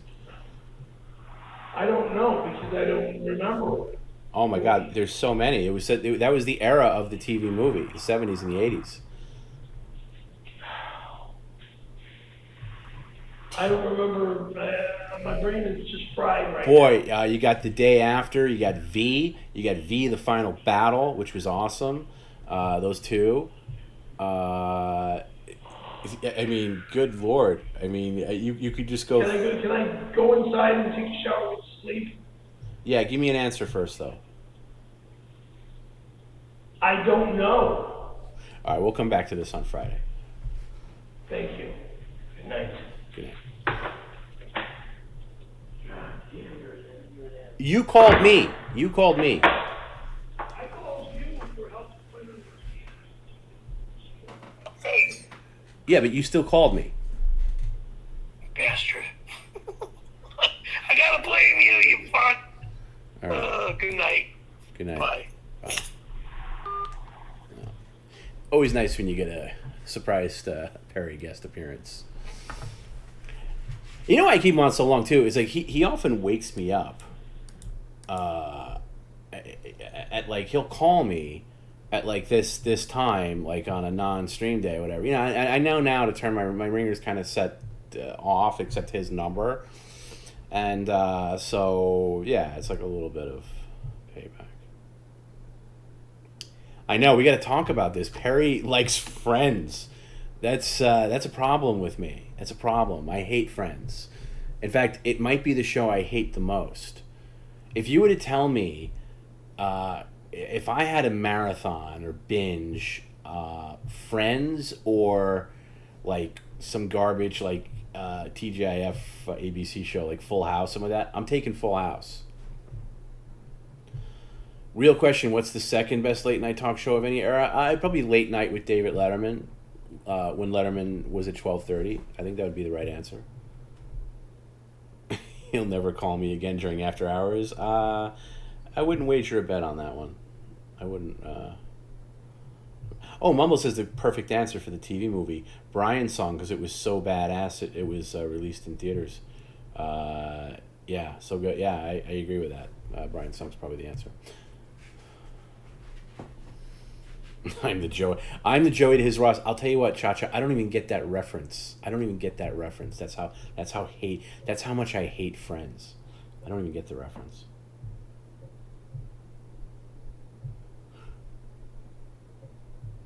So, Five Across the Face says, I think Kevin Smith directed all the Friends episodes.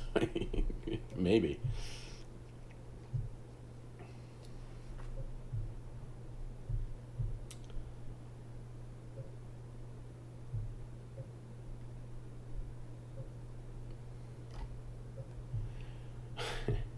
General Diffwat says, if I win the lottery, I'm buying the rights to Friends, removing the laugh track, and then release it again so everyone can see how terrible it is.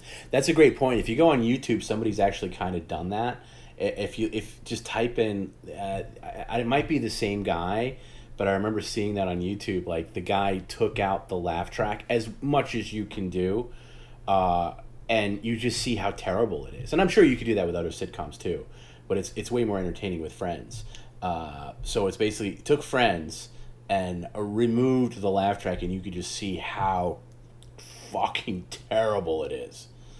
And no, yeah, Mitch, no, Perry has not seen any of The Sopranos. He never had HBO, and I mean, he has access to it now. You could probably watch it, but no, he's never seen it.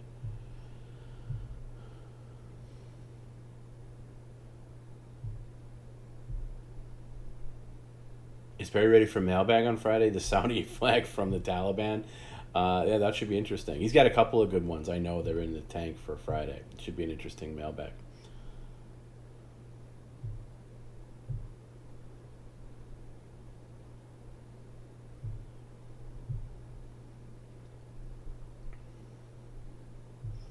Roseanne, 10 times better than Friends. Yeah, anything is like Perfect Strangers, 10 times better than Friends. Saved by the Bell, 10 times better than Friends. Anything you can name, 10 times better than Friends. Atrocious show, really atrocious. And I agree, Night Court is very underrated. Really, like, in fact, if you've never seen Night Court, I don't know if it's streaming anywhere. That's a good like classic sitcom to get into. It's really funny. I think they're doing a reboot of it, and I don't know how that's gonna work. I mumbled. I think The Wire would go over his head. I think that's a little too cerebral for him. I know he watched Breaking Bad. I know he saw that. Charmed is better than Friends. I agree with that. Anything you can name is better than Friends. Small Wonder is better than Friends.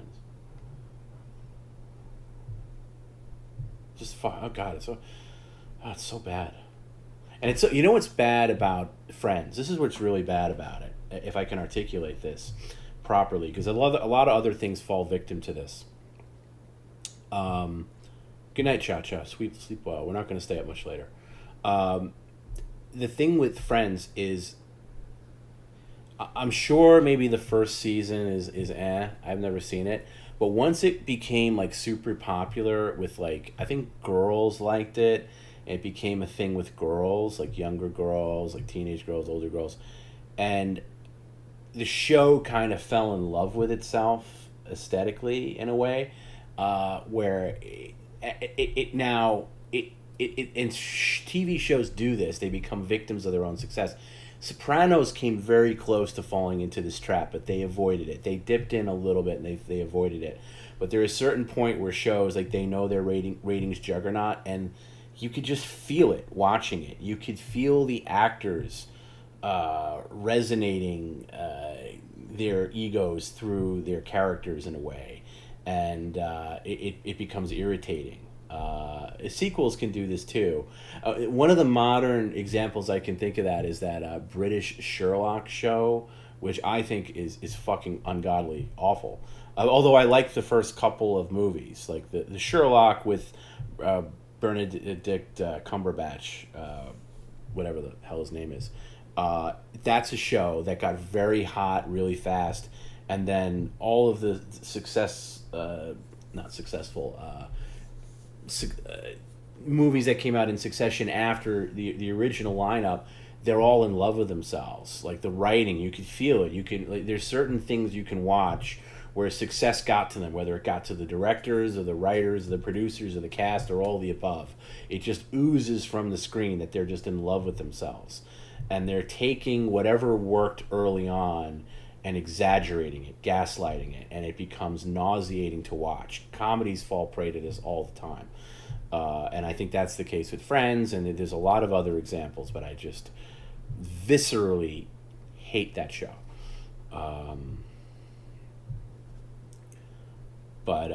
Yeah.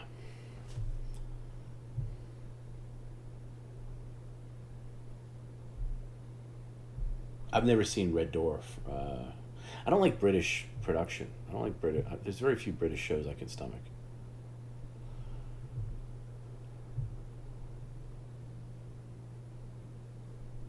Men in Black 2 is textbook. Yeah, that's a good point. Yeah, because you could feel that with like Will Smith, like they're just like bursting at the seams, in love with themselves, and it's just a real movie, like a successful sequel to a big movie, dials that all back. Where as you, the audience member, you don't feel that, you don't catch a whiff of that, and the ones that do it shamefully are the ones that just, you know, I don't know. It's hard to articulate. I'd have to really. I'm like, I'm kind of just trying to make this up as I go along, in as far as articulating something that I've noticed, but I've never really put it to words. But there's a lot of, and you know, it's true in music too. It's true in music too, where like if a band has a successful first album, whatever. I mentioned the Killers. Or Killers might be an example of this, where they have a good first album, and then it blows up, and the second album, you could tell they're in love with themselves, and they think they're untouchable, and they've lost that whatever edge they had that made that first album great is now completely gone. And you know, it's true in books. I could think of a literature example. You know, The Silence of the Lambs, and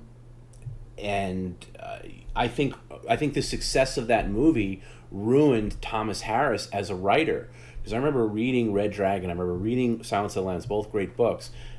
The movie Silence of the Lambs blew up. I mean, it became huge, obviously, and then he takes some time and comes out with Hannibal, the sequel book, but I think he let too much of the success of the movie go to his head, and the book was shit.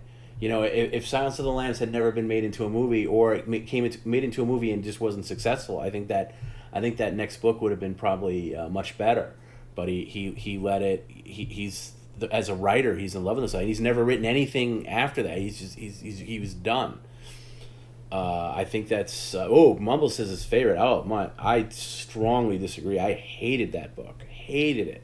Absolutely hated it. Hated every direction, every character decision that was made. With some with some exceptions, but I just think he lost it. I think he lost his style because he let the success of Silence of the Lambs get to him, and that's just my theory. Of course, it's my opinion.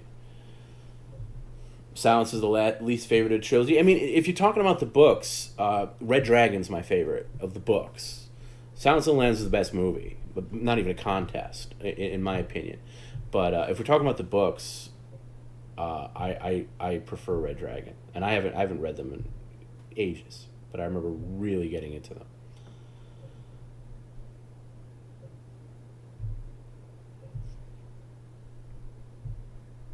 But anyway, it's just, I'm sure we can go on and on about examples of that being a thing. Oh, I gotta close this out.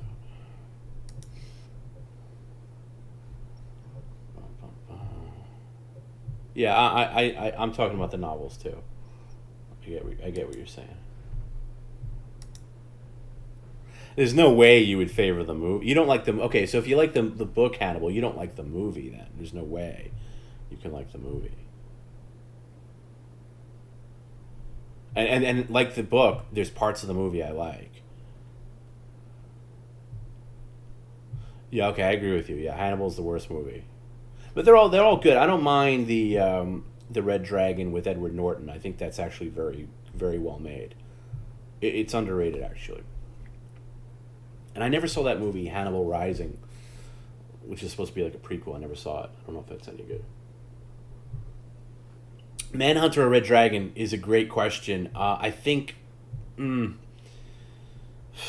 if I had to pick one or the other to watch now, I would go Manhunter, because I think I love the style of it. I love the look of it.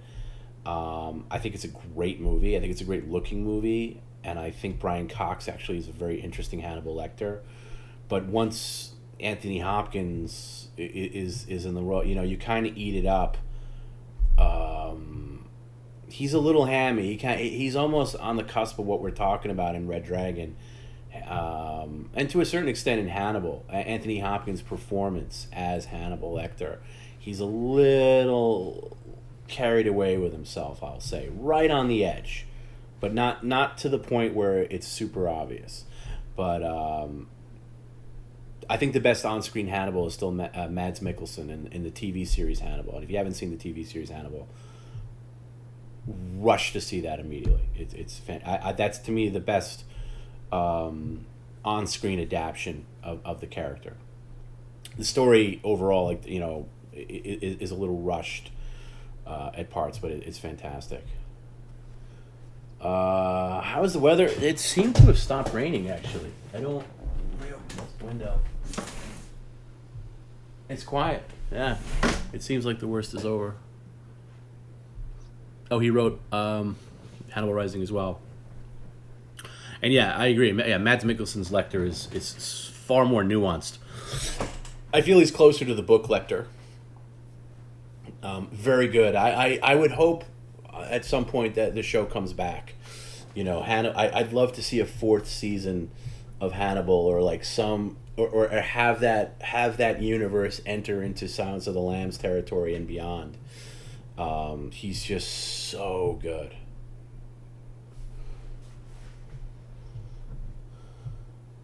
And Five, of course, say Anthony Hopkins in Westworld's great. Yeah, and I love Westworld that first season, but anything past that, I can't. I've never seen the third season. It's one of those shows I just checked out of. I think that should have been a one season and done show. I think the story was good enough for one full season of television, and I think that that second season just lost me completely. And I remember watching it, but just not liking it, and I never saw the second. I don't even know where they're at with it now. I don't even know if there is a fourth season or whatever. I just don't care.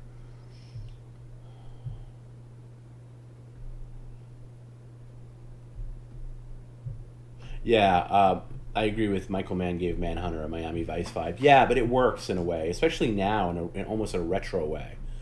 I haven't seen it. I haven't seen... and I really enjoy Michael Mann as a director. Yeah, Happy Time Harry. Didn't lose the power. Came close a couple times. There was a slight fluctuation where I got nervous.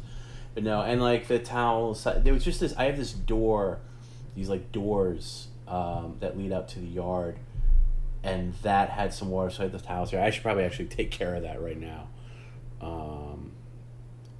And I got to do a couple other things. So and we're at just about 7 hours. So that satisfies my OCD as well for the time. But yeah, thanks for hanging out as always. And I keep saying this, but I'm gonna change this after hours stuff up at some point. It'll be a different type of format, a little bit, rather than just me reading comments and rambling. But it is nice when Perry calls in. But yeah, the weather got weird. I didn't realize until listening back to those clips that Garrett put together how strong the rain sound was on my end.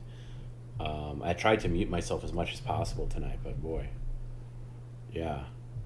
The subway terminals always get flooded. It's like the subways are like a third world country in New York. They're just disgusting.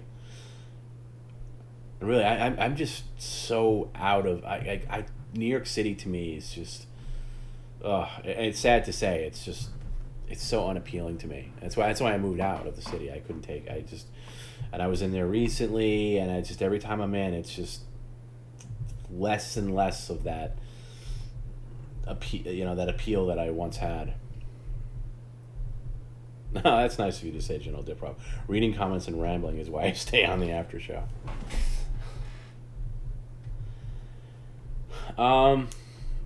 Johnny Pretzels, how do y'all like The Irishman? I don't know what you guys think. I liked it. I saw it in the theater. I'm one of the few people that went to see The Irishman in the theater.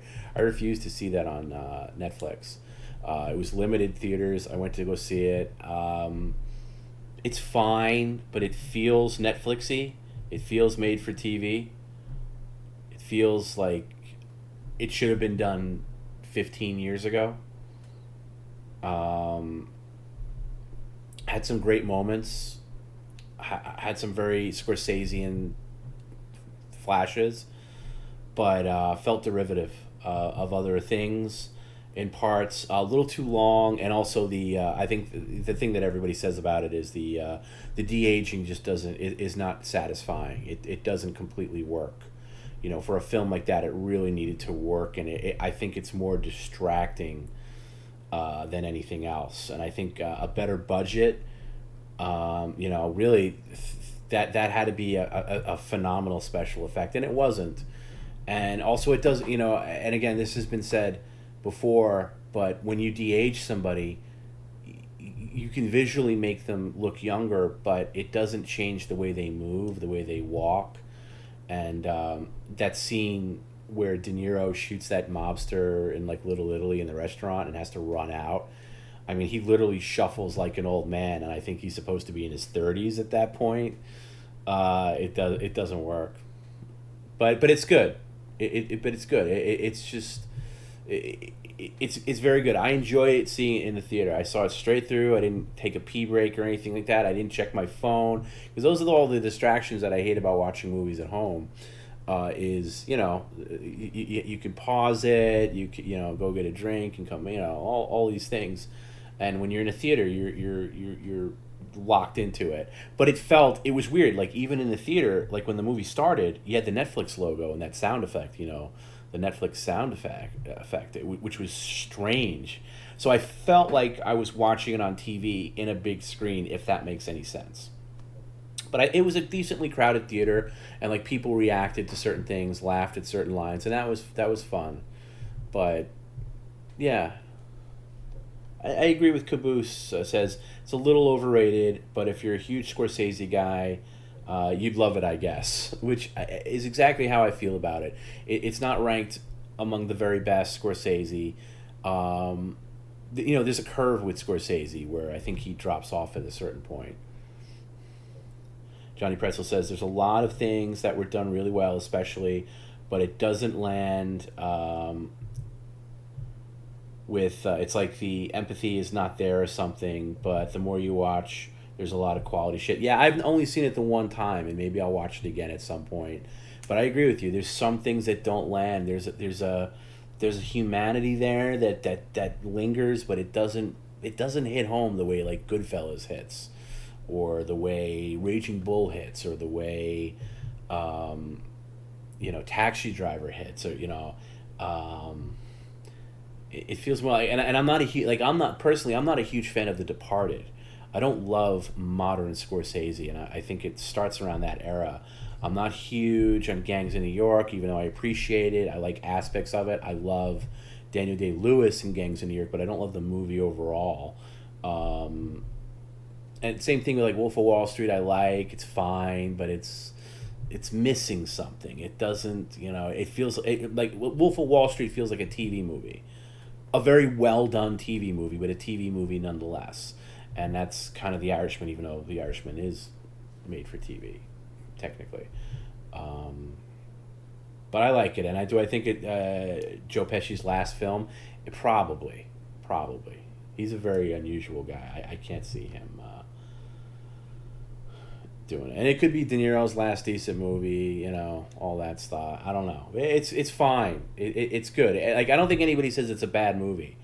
I just think it was such a big deal to have like De Niro and Pacino in a good movie, even though they've been on screen together. This was a big deal that they had so much screen time together, and those moments were great, but they were just too old. Like Pacino looks old, De Niro looks old, and it's weird in a movie where De Niro is supposed to play very old, like elderly. He's closer to the elderly version of that character than he is to the younger version, far closer. And so like I said, I think the movie should have been made like 15 years ago or 20 years ago. Yeah, I'm the same way, Mumble. I'll watch any Scorsese film, absolutely. I'm not saying shit. I mean, look, I get excited by certain directors. If they're coming out with a film, I'm there. I'm seeing it in the theater. Scorsese's one of them. It's a very short list. It's Scorsese, Tarantino, Christopher Nolan, for better or worse. I'd have to think about other guys. Michael Mann, to a certain extent, even though he's made some stinkers. People that'll get my ass in a theater. Like, I'm seeing that movie. Johnny Pretzel says, The Irishman third act is really good and acted well, and no de-aging. The situation with Frank is in is really messed up. Yeah, I agree with that. That's very well stated. I agree with that. That's the best part of the movie. The absolute best part of the movie.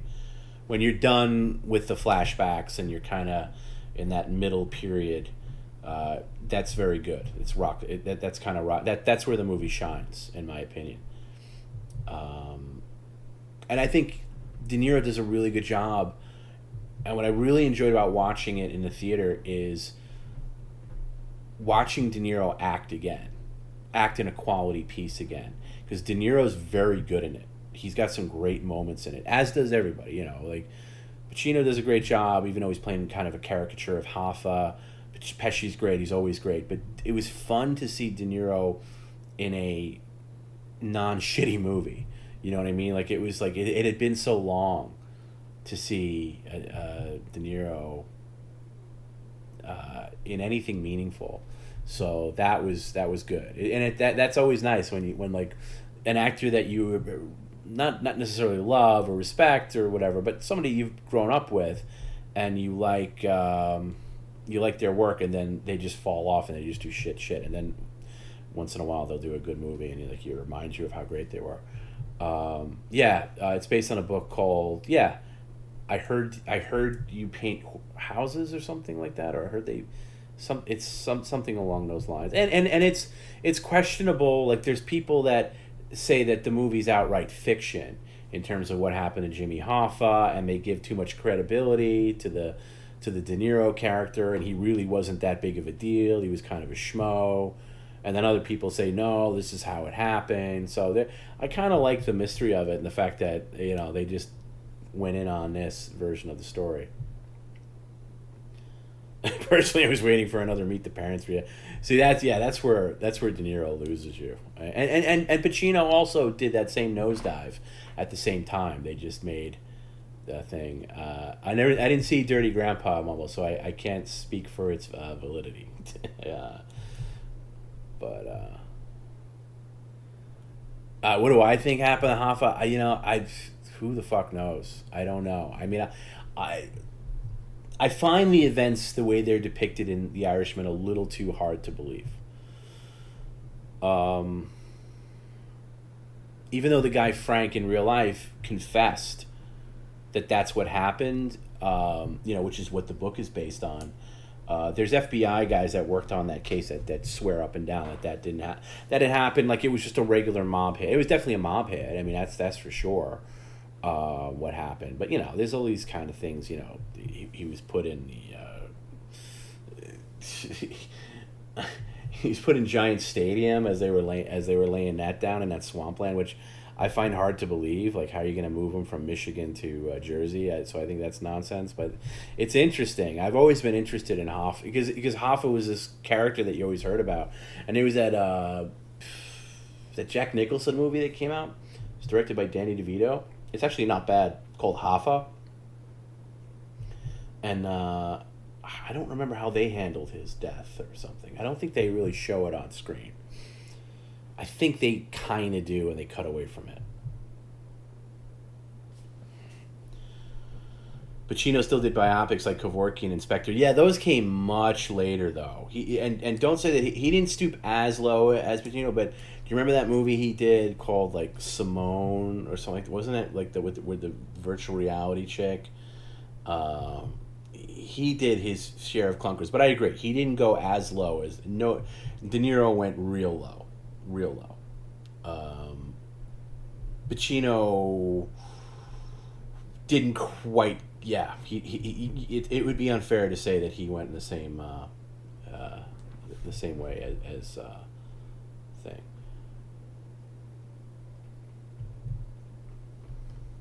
But yeah, it's an interesting thing, and it's an interesting movie. It's like it's a movie that causes discussion. Like it's a movie. When I saw it like in the theater, what did that come out like 2 years ago now almost? I remember thinking about it like days after, and I called my friend who I saw it with the next day, and we were talking about it for like over an hour about Little Beats. And I'm probably, because it's been so long, I'm probably underselling it to myself, because I know I enjoyed it more than my recollection is giving me right now. But I remember thinking about it quite a bit. And if you're thinking about a movie like days after you saw it, it's a mark of a good movie.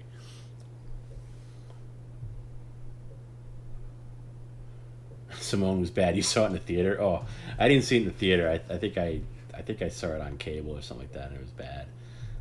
But yeah, De Niro, like, look, I mean, he went bad in the mid '90s. I mean, like Rocky and Bullwinkle and shit like that. What the fuck is Tarantino doing now?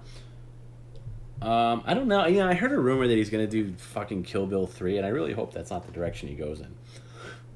Because he's allegedly it's gonna be his final movie, and I really hope that's not the case. I really don't give a shit.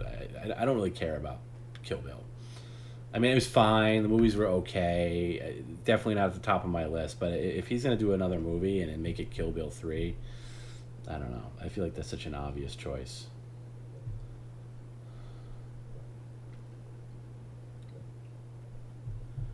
But who am I? Anyway, I'm going to call it here. It's 7 hours and 11 minutes. That seems like a good place to call it. Thanks everybody for hanging out. And we'll talk on Friday. Enjoy your Thursday. If you're in a storm hit area, and it's true. I was saying this to Perry earlier.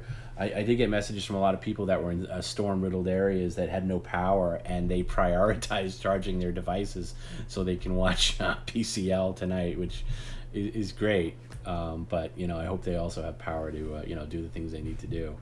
But that was nice. Okay, last best Keitel starring film. I don't remember Bad Lieutenant. I remember renting it, and I know there was a controversy behind it, and there was two versions of it. There was like a rated R version and an unrated version. I remember seeing it, not understanding it as a kid, and I'd have to watch it again to give an answer. But Scorsese starring film, Keitel starring film. Do we count Reservoir Dogs? He's not really the star of that.